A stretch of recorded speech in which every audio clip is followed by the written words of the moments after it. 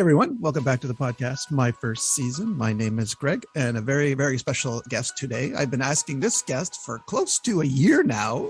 We finally got our schedules right. Well, I guess partly, we do both work for school, so we're also busy too with the academic year and whatnot. But anyway, I'm so happy that she agreed to come on. Her first season was in Paradise Island in October of 1997. She was a reception GO. She stands about 4 feet 9 inches tall. Or 5'2". Whoops. Okay, 5'2". She has blue eyes. Maybe brown. Whoops. Okay. And she is a Capricorn. Maybe check your notes. I'm a Libra, Greg. Okay, I got to start coming to rehearsal. Okay. At any rate, she has promised to abide by the no hookup story policy, right? Mm-hmm. Okay, thank you. All right. Keeping it clean. We met actually in Columbus, Isle in the 99 Y2K season.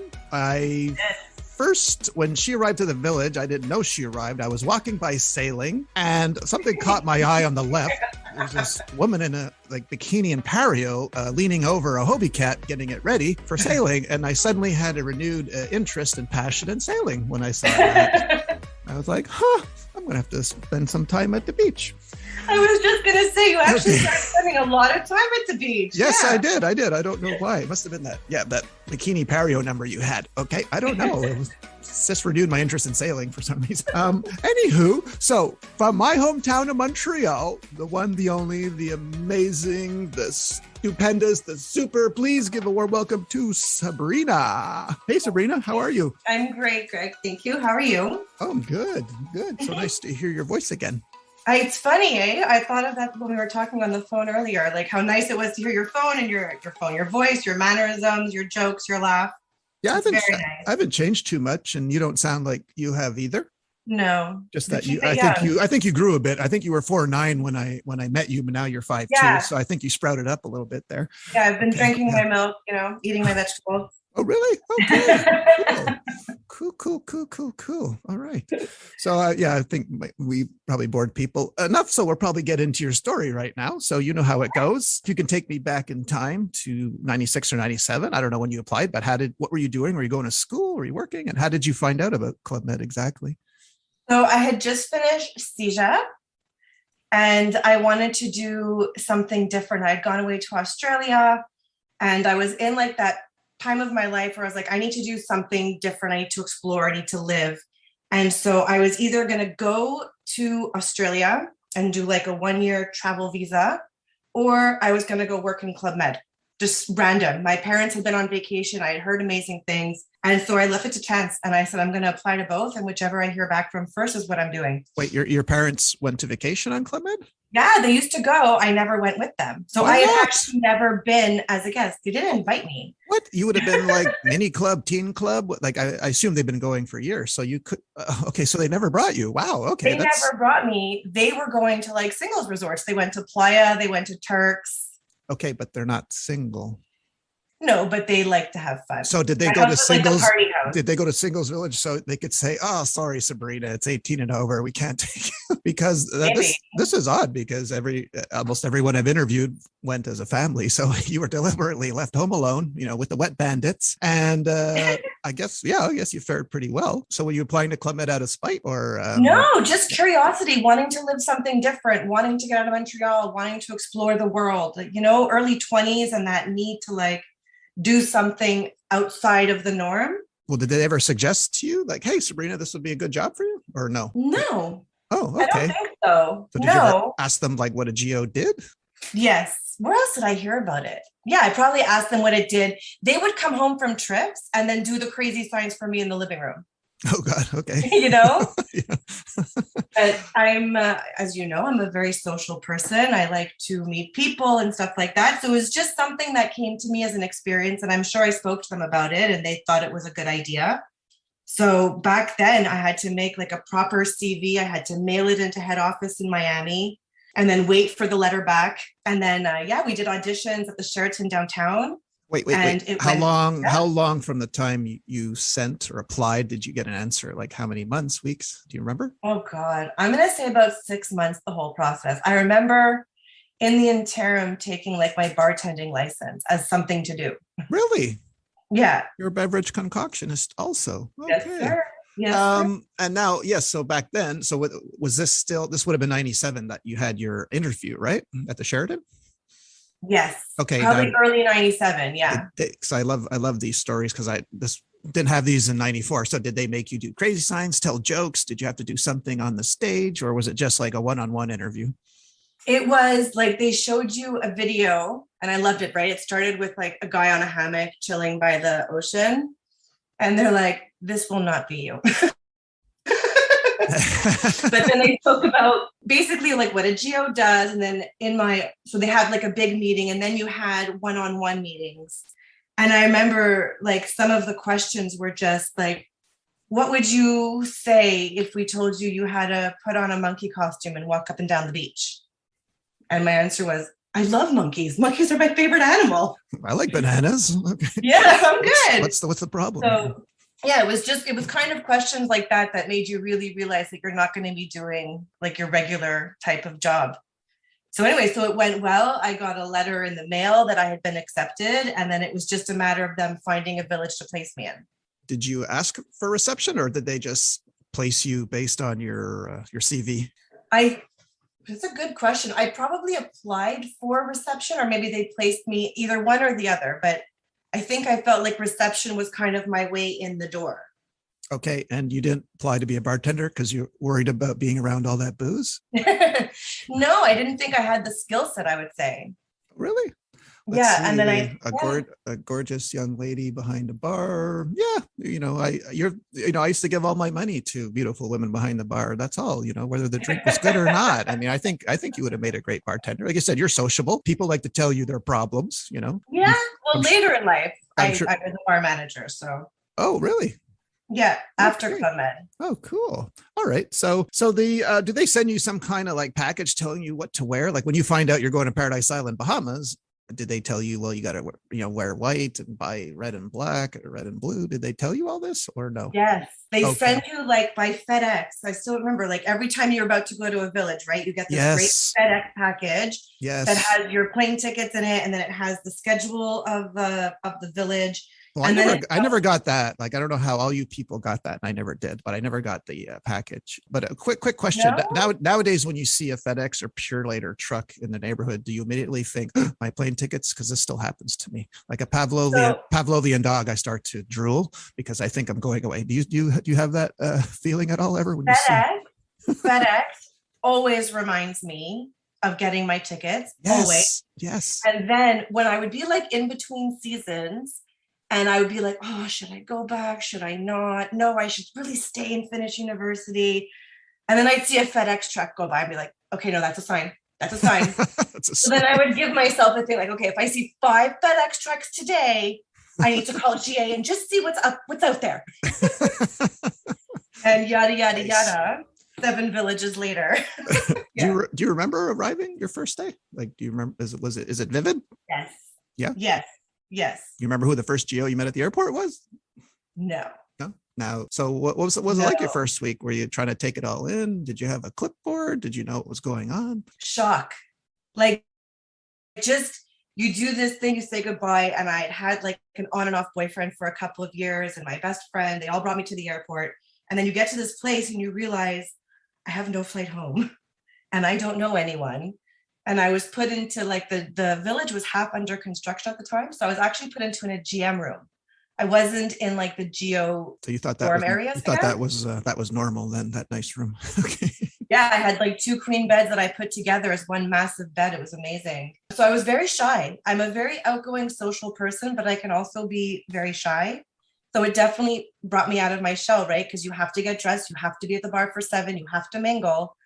And I was one of those typical GMs. So how'd you get this job? And, where are you from? And asking all, like, I think the standard GM questions is trying to like get to know people. Yeah. So, but everyone's so warm and welcoming. Yeah. So it went really well. So you didn't have any like Club Med culture shock or any kind of culture shock, like from what you were seeing, like too many guys in Speedos, anything like that? Or I didn't mind the guys in Speedos. Okay. But we said we're going to keep it clean, right? Yes. Well, no, but what about the guys that, because in Club Yeah, Med, you have people that shouldn't be wearing Speedos and, definitely. okay. Okay. Got it. Definitely. And then it's just, I think it's the shock of just getting into the routine of everything, right? And then you're thrown into all these shows, which I love. Really? But I love the shows. Were you a good dancer before Club Med? I've always loved to dance, but definitely Club Med is what brought it out in me. Like, I think Club Med made me realize how much I love it or how much I enjoy it. I loved being on stage. I loved doing the dances. I definitely wasn't the best, but I had fun doing it. Do you remember any of the shows you did in 97? Were there any big name shows? Oh my God. So yes. And my kids laugh at me because I have a video of it. And I'm sure you remember the tambourine one. Dun, dun, dun. Anyway, I can't sing. Wait, that was the name of the show? But there's a tambourine one. What? That was the name of the show? It wasn't the name of the show, but it was the name of one of the numbers. Oh, okay. And it was like a tambourine number where you have like a tambourine in your hand and it's all movements with the tambourine. I'm doing the movements as I speak. I've never seen that. No. I have to check out this video. Okay. All right. And so were you good? Were you good on the tambourine? Okay. Yes. So I still remember the dance to this day. Really? Okay. And I will make my kids watch the video of Mummy on stage. Now, is this some form of punishment that they have to watch the video? Or no, actually, my son has stage fright. Oh, okay. My son, when he was like in daycare and maternelle, he would have to do these performances on stage and he would freeze. And he would get absolute stage fright and not want to go and not want to perform. And he would just stand there with his hands in his pockets. So my daughter's the complete opposite. She loves being on stage. She loves performing. She's 100% her mother's daughter. But I would show these videos to my son to try and show him, like, look, you can have fun with it. And it doesn't have to be serious. And, people make mistakes and the show goes on, but it could be a fun experience. It doesn't have to be, scary or something. I was just trying to open them up a little bit, I guess. So that's how they got to sing it. Do you remember any of the shows, like the names of the shows? The names of the shows. I'm sure, because you always look good in feathers, if I recall. So I'm sure you did some of those Parisian. You are hilarious. Okay. I did. Yes. And I have a picture of me in that black leotard with feathers and my daughter in kindergarten in almost the exact same outfit. Okay. I have them side by side. Was that planned? Okay. You would wonder. No. So you get to reception. Like, now, did you like it, or after a few weeks, were you looking around the resort and seeing what other people were doing and want to try something else? Yeah, no, I did not love reception. Why not? People.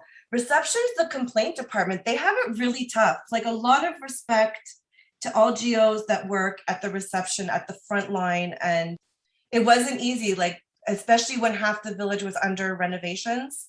So there were a lot of complaints, a lot of people not happy with their rooms, a lot of people wanting to switch rooms, and then just different cultures, getting used to different cultures, how they work. I'm so grateful for that experience now. And I definitely use it because people think of, oh, you worked in Club Med, so you partied for 4 years. I was like, no. There's no customer service learned, I feel like, in Club Med. You're 20 hours on, you're working with the people that are also, like, you're entertaining that night, and different backgrounds, different mentalities. So no, I did not enjoy reception at all. Now, just a quick question. Why was the village being renovated? Was it hit by a hurricane, or was it just time to renovate? It was just time to renovate. It was time to. Is that your phone, Sabrina? You know what? It's on my computer. Was that a microwave and your hot pockets are ready? What was that? It's on my computer. It's okay. A iMessage.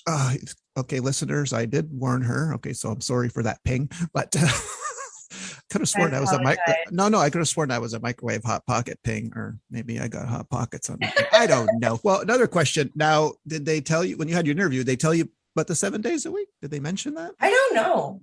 Now, how did you adjust? Did you adjust to that? Okay. Well, you were young, probably. Life didn't matter to you.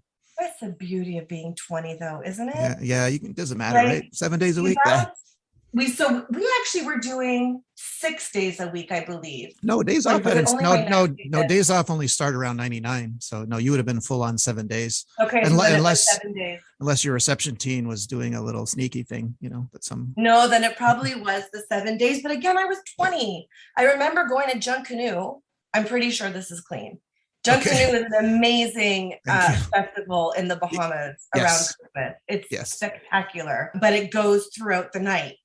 And Yes. so we had gone to Junk Canoe, and I guess we only left after having been in the show and, doing your geo thing. Anyways, we came back from Junk Canoe, I think at like 7 or 8 in the morning, and I jumped in the pool, changed my clothes, and that was my shower. And off to work I went. And I was fine. No sleep.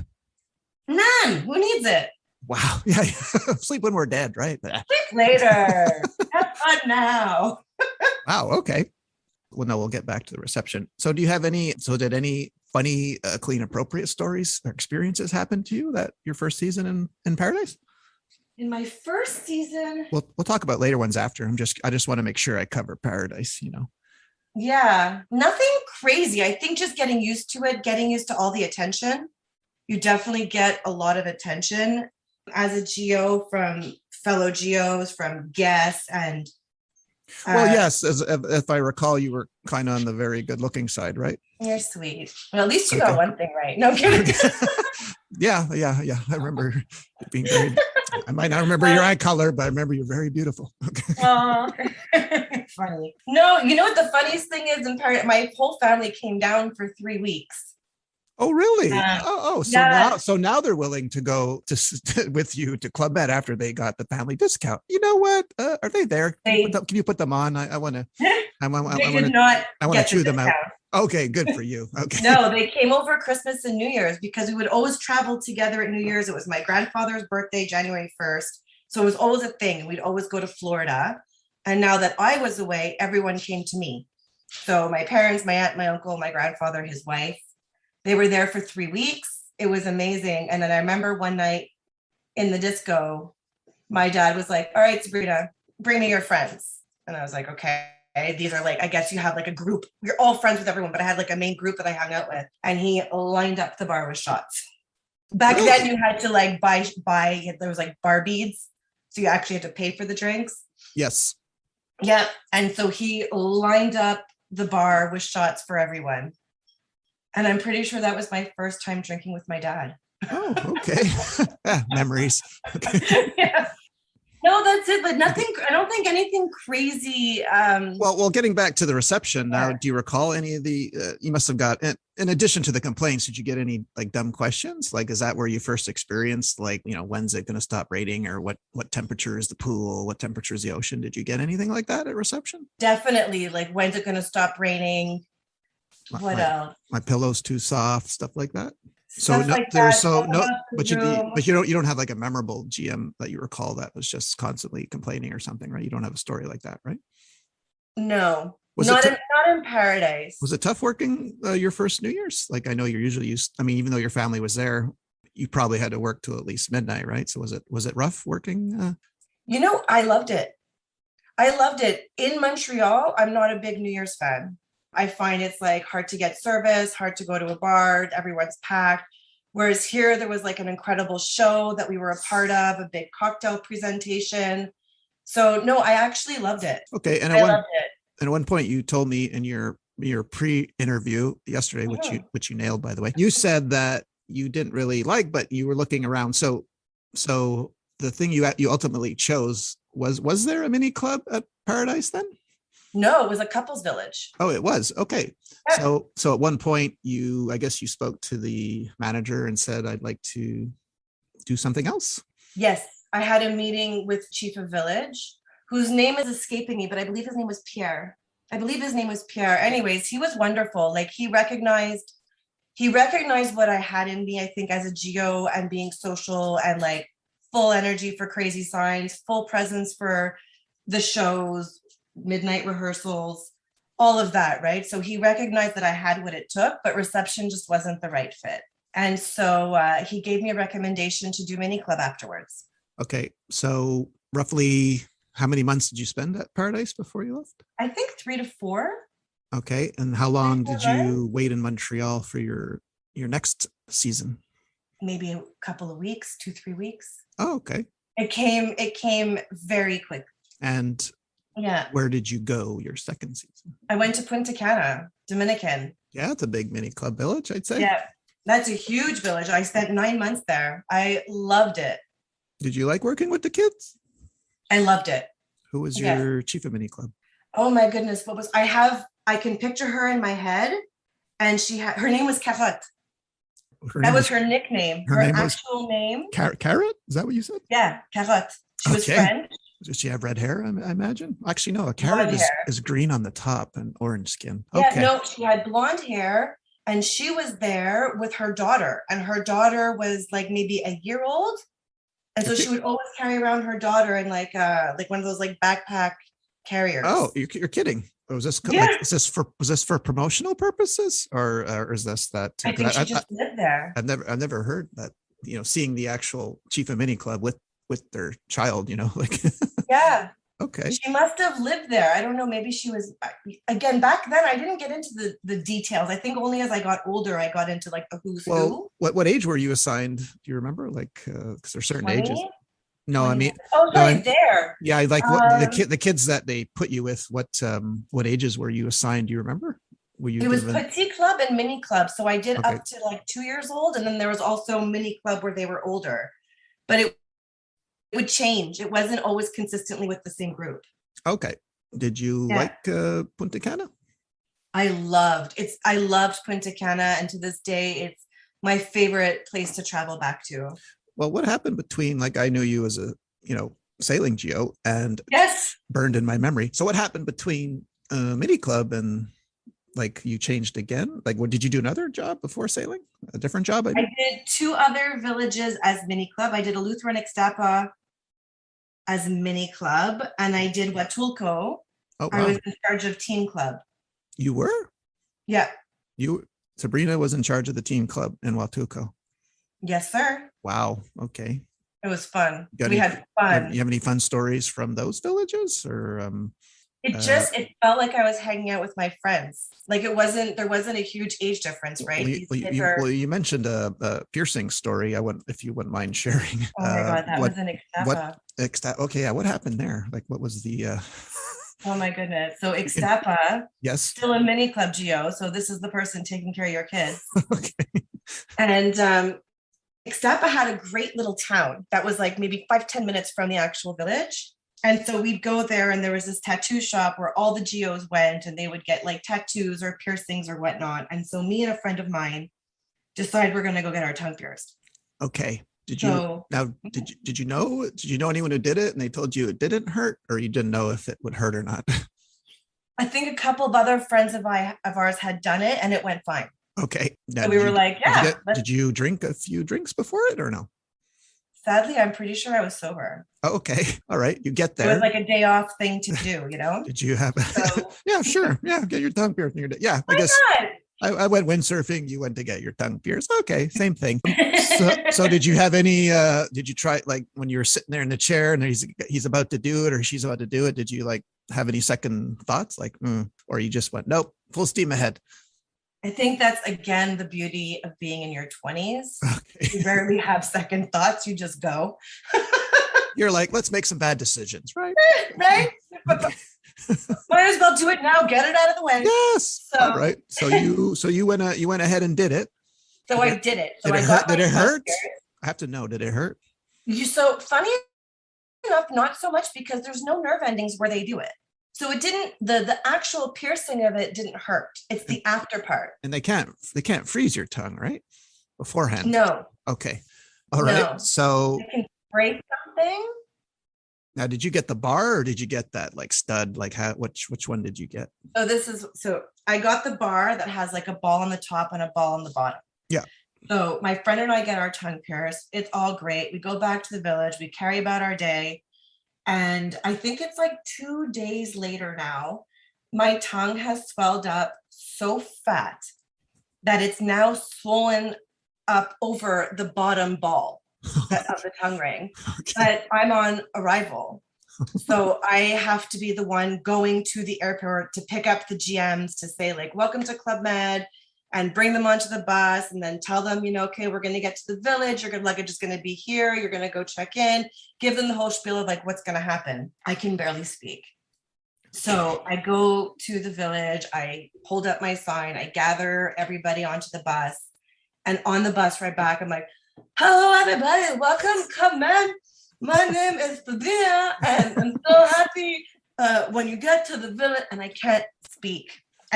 My tongue is so fat. So anyways, I'm fully embarrassed, and I speak with one of my friends, and I'm like, we have to go figure this out. Like I have to. So she decides to take me to the local hospital of Ixtapa. And we go, and it's like a Spanish, obviously, doctor. And at that point, my Spanish wasn't so great.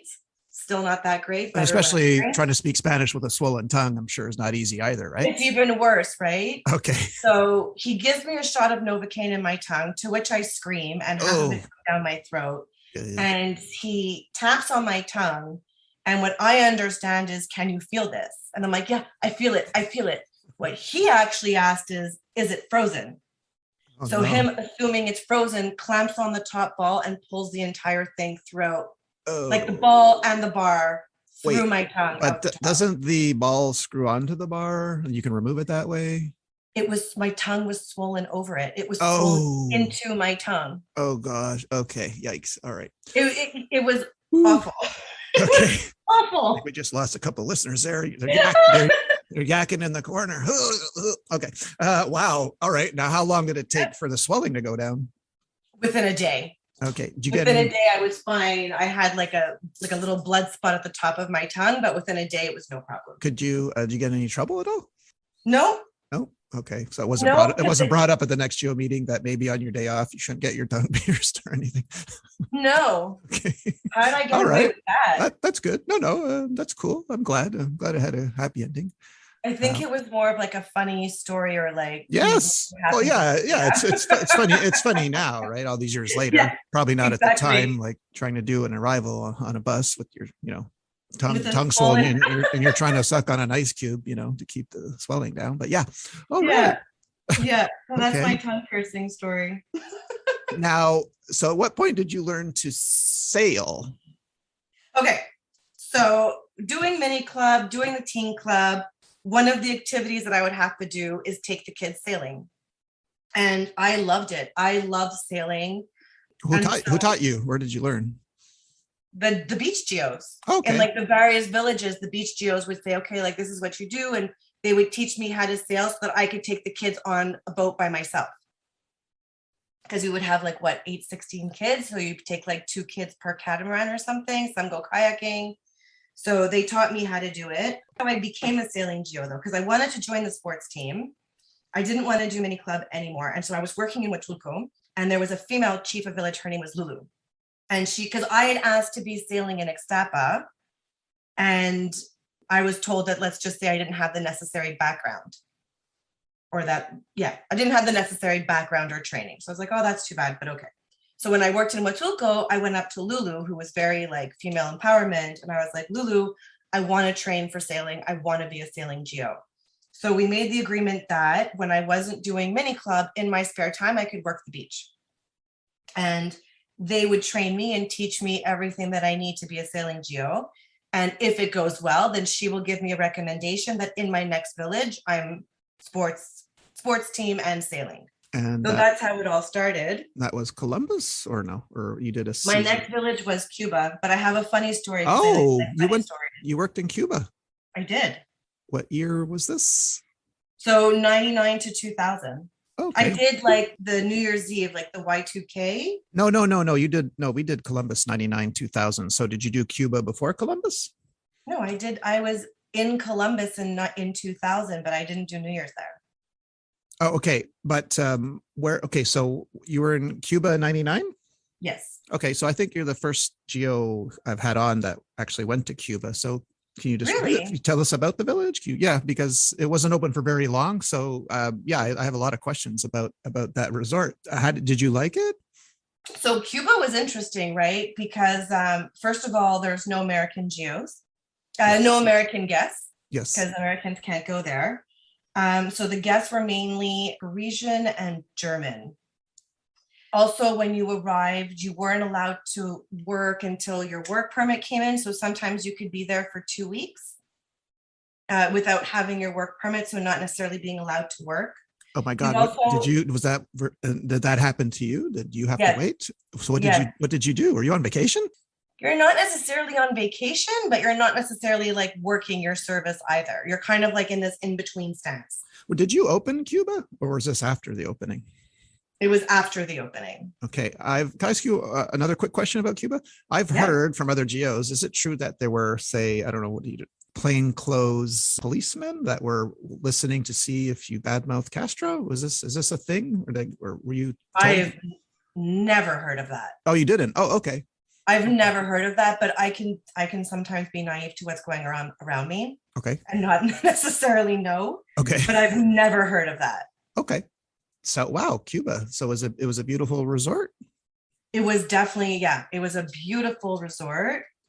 My least favorite village. Why? Just the vibe, the guests were an interesting sort. Lots of complaining. Over New Year's Eve, there were so many people that wanted their money back and unhappy. Really? Like, I think that our New Year's Eve countdown didn't go like per second because I think our show went longer than like the midnight mark. So there was like some miscalculation. Okay. Okay. Yikes. Okay. And they all wanted their money back. And it was just a very different vibe. There wasn't as much of a mix of people. Who was the chief there? Saverio Friselli. Okay. Wow. And how long did you spend there? Not long. Okay. Not long. I stayed there maybe 3 months. So I arrived as a sailing geo and he did not agree. Okay. And our aerobics geo had ended up, she had to go home because of like a gallbladder issue or something like that. Mm-hmm. And so he switched me to land sports. He took me off the beach. He was like, you're not going to work on the beach. You're going to do land sports. And so now I was giving like 6 or 7 aerobics classes a day. I had never taken aerobics class in my entire life.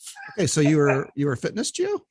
So now I was like fitness / land sports geo. Oh, you had to do everything because there was no land sports geo. You basically did it all. The volleyball.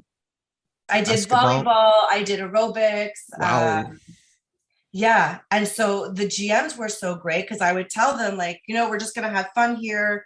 Our aerobics geo is sick. I'm replacing her, but I don't know what I'm doing. And so a lot of like the GMs would actually stay behind and show me moves and show me like, okay, this is a V step. This is a side step. This is how you do this. Yeah. And they actually really helped me create some routines.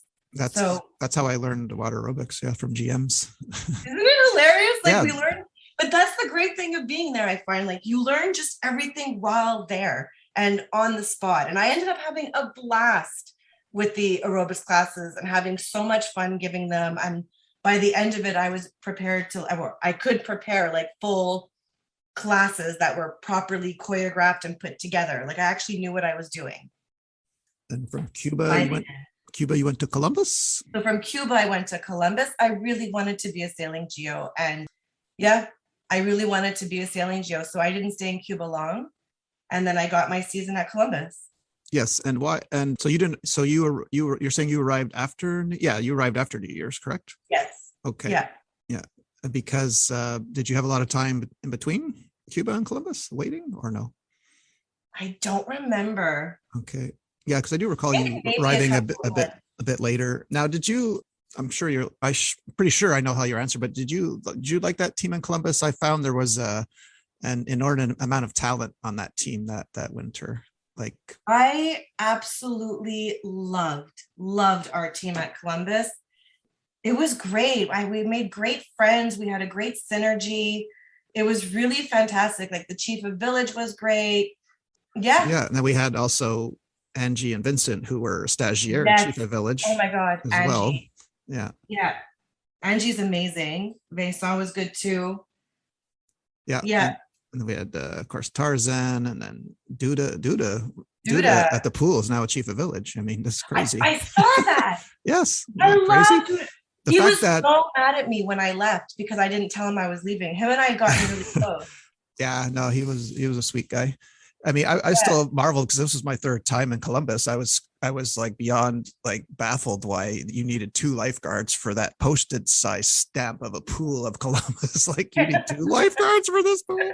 Okay. But that reminds me of, like, you told me you had a favorite animation passage, right? An animator used to do, and I never heard this one. So Yes, you tell our listeners which one was your favorite? it was amazing. So this person would just come up by the pool very nonchalantly and then take a cup, pick up water out of the deep end, walk it over to the shallow end, pour it in, and then put a measuring stick to see if the water got deeper. And he would go take his cup, go to the deep end, pick up water. He would do this on repeat for an hour, So not breaking character, and just keep measuring, keep nice. measuring. Do you remember who it was or his nationality? I don't. No? I Okay. don't remember. I have like a vague memory of what he looks like: tall, skinny, dark hair. Okay. Oh, Did you meet any celebrities at any of your resorts that you worked at? so in Paradise Island, I met Natasha Henstridge. Oh yes, she's a Canadian actress too, I believe, right? I believe so. She was Yes. on. I mean, this is Well, before that time, but she was on the whole 9 yards. Yes. Well, she also did a very good sci-fi movie, which it escapes me. She played kind of like an alien. I think they made two or three of them. Yeah, very good My movie. uncle is the one that recognized her. I actually didn't know who she was. Okay. But my uncle was the one who recognized her and was very starstruck. And yeah, I'm not shy to go up to speak to people. So I just went up and I started chatting her up, and we all got pictures together, and we had some, like, we hung out a bit during the week.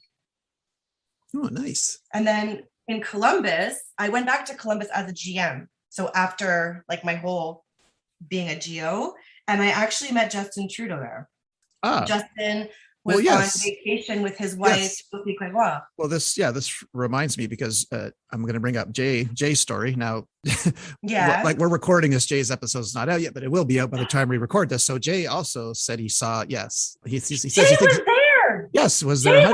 Yes, it was their honeymoon. He said it was Justin Trudeau's and Sophie's honeymoon. So this reminds me, Jay Ty, who we both work with, scuba instructor at Columbus, great guy. Yes, now me, you and him, I think we went to Wednesday Riding Rock reggae night. We come back. Now I'm just trying to get your version of it. Okay. So I think we cut across, there's no lights. We cut across the landing strip. There's birds everywhere. We get to the fence, and I think we went to the fence because it was closer. It was a shortcut to the geo rooms. Yeah. Now, what happened was Jay claims that him and I were vying for your attention. Okay. I mean, I didn't know that. Like, I honestly, yes, I liked you. I didn't know he liked you, because probably the polite guy in me probably would have backed off. But Jay, and scaling the fence, as he says, his words, he said the Riding Rock overserved him. I love the way he puts that. Yes, they overserved me, and he fell on, hit his head bad, and we were like, rushing to get him. And but quick, smart, clever Jay was going to use that as a way to Sabrina, I think I might have a concussion. You're going to have to monitor me all night. Now, he said, he was a true gentleman. He said nothing happened, but I remember thinking, wow, that's clever. Like, if this is a way to get someone's attention, this is brilliant, like hurting yourself. Now, what do you recall from that night? So first of all, I never even knew that Jay liked me until you told me this, you mentioned. I didn't know either. Okay. Jay and Mark were like my two best friends at the Village. Yeah. I met them like day one, and we had like a solid friendship from day one. I absolutely love those guys. And we would make like our days off together and everything. Yeah. And so I had a memory because I was trying to think about that night. I think you were actually at the Riding Rock before me, and I think you had gone with two girl GMs. Is that possible? That doesn't sound like me, Sabrina. I don't know what you're doesn't sound like me at all. So yes. No, I wouldn't do that, but if I'd known you were going, so like, because it was just a friendly way. I don't No, but I probably only went because I found out you were going, because I liked you. Otherwise, I wouldn't have gone out, because I've been there like 2.5 years already. So I did my time, but probably because I found out you were going. That's probably why. So maybe we met up there. So I remember going, And I remember the trip back, and I'm trying to remember if there was a certain GM with us or not, which I can't remember. But yeah, and then getting to that fence, and he kind of climbed it and then was paused on there at the top of a fence for a second, and then he fell and like hit the ground. Yeah. Yeah. And we were like, oh my God, oh my God. Yeah, but I think he went back to his room that night. Like we made sure that he was okay. Yes. So we walked him back to his room and made sure that he was okay. Yeah. Okay. But The story checks out. Okay. crazy. Yeah, we're both saying the same things. Yeah. Well, you were there. Yeah, I know, but he had to remind me of it, and I do remember being at the fence. Yeah. I don't remember the whole, the whole voyage, but I do remember that part. I do remember that part, and then I do remember him just being like, "Oh my God!" It's like I can see it in my mind. He was on top of the fence, standing still, and then he just fell over. Yeah. Like, yeah, I guess he became unfrozen, and yeah, just drunken state. Yeah. Well, they overserved him, Sabrina. So okay, Yeah. that line. I'm going to use that line next. They did make great drinks. They made the best. Well, yeah, and he reminded me too. They gave you with the Writing Rock. They gave you about a fifth of Coke, and the rest was rum. Like the Coke was just for color. That was so fun. That place, though. Yeah, no, that entire season was great. Was there any? So, aside from the chiefs you already mentioned, but was there any chief of services or managers you clicked with more than others? I mean, is there anyone we haven't mentioned that you wanted to? Like, I don't want to let you go without making sure. You were probably one of them. Okay. Well, yeah, that was an interesting season for me because I had done chief of sport that summer, but of course, in the winter there's no chief of sports in ski villages, right? So suddenly, if you don't get a village, you have to go back. So yeah, they sent me home, and I was waiting, and they said, "Look, all we have is archery at Columbus." I said, "Columbus has archery now?" They go, "Yep." I said, "I'll take it." But then Philippe Fournier, when he found out I was a chief of village, he didn't want me at the butt end of Columbus anymore because it was by the Sea Center. So he made me like head of land sports. So yeah, that's where I saw you. I was probably walking on the path to to the main village, and that's when I saw you. Yeah, so that was great. There was also Pierre Latelier Gagnon. Yes, from Montreal, right? Is he? Yes, I think he is from Montreal. Yes, I never worked with him, but I think he is. Well, we're claiming him. Okay. Okay, that's fine. He was wonderful. He was the chief of village in Dominican, in Punta Cana. Oh, okay. Which is where I spent the longest, right? I spent 9 months there, and he was fantastic. He was great. He was very motivational. He was very funny. I just remember him being a great chief of village. Okay. Anyone else?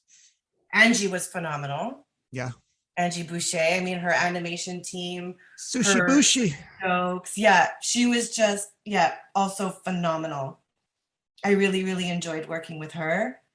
And then, I'll get like a bit cheesy for a minute. Yes. Because if you know me, I do this. Yeah, sure. But it's such a rare experience or great opportunity to have worked with so many people from so many different backgrounds and really see how different cultures work and how, different cultures, prioritize certain things or treat people certain ways and all that you can take from that, I guess. And then the friendships that you get to make when you're working in Club Med. You're free of society, right? Yes. You're free of status. You're free of everything that kind of separates us here. And you're solely there on your personality, your soul, who you are, and you're all living the same experience. You're all living the same reality. You all have the same status. You all wear the same clothes on weekends. Yeah. And it's just the friendships I find that I've made in Club Med they're so profound because they're just based on who you are as a person, and that's it. And they go deep. And I find look, I haven't spoken to you in we've texted and this and that, but when I speak to you now and I hear your voice, it's as if not a moment's passed. Yes, exactly. Yep. So it's really nice, and they're very special friendships. So shout out to everyone. Yeah. Very well said. Very well put. Now, may I ask you one last question? I don't know if this will be difficult. Of all the resorts you worked at, all the villages, is there one that was magical? And by that, I mean that you might have liked them all for different reasons, but magic means there was just a little bit something more. Was it your first one in Paradise because it was your first one, or do you just think they're all special in their own way? It definitely, I mean, my first one opened my eyes to it and opened me up to who I am and being on stage and all that stuff. I would say probably it's between Punta Cana and Columbus. Okay. Were like my two, just for the team aspects and how much I loved what I did, you know? You had a good team in Punta Cana? I had a great team in Punta Cana, and I'm actually still friends with a few people that I worked with back then. Oh, wow. We're like, we're still in touch. We still speak on like Messenger, Facebook. Yeah. Nice. Yeah. So before I let you go, am I forgetting to ask you anything or something you want to say? I don't want to let you go because you've been so kind with your time and it took so long to get you here. Oh yeah. Yeah. What was your favorite? Oh my God. My favorite, Freed from Desire. Oh, Gala. Oh God. Okay. Freed from Desire was one of them. Oh my God. It's escaping me now, but Muévelo. Muévelo. Yes. Yeah. Muévelo. Do you remember Muévelo? Yeah. That one comes up a lot. It's always in the top 3. La Charanga reminds me of you. Oh, I love La Charanga. Oh I know. God. And you're the one that taught it to me. Like I had never done it before going to Columbus. I taught it to you? Yes. Well, I'd never done that crazy sign before. Oh, okay. Yeah, I think I saw it I think it maybe one year at Columbus. Yeah, is where I learned it. Yeah, probably one of the Brazilian geos had brought it over. And then Oh Mila. Sorry, which one? Oh, the one called Mila. Oh Mila. Oh yeah. That's a Brazilian one too, right? Yes, another Brazilian one. And ironically, my daughter's name is Mila.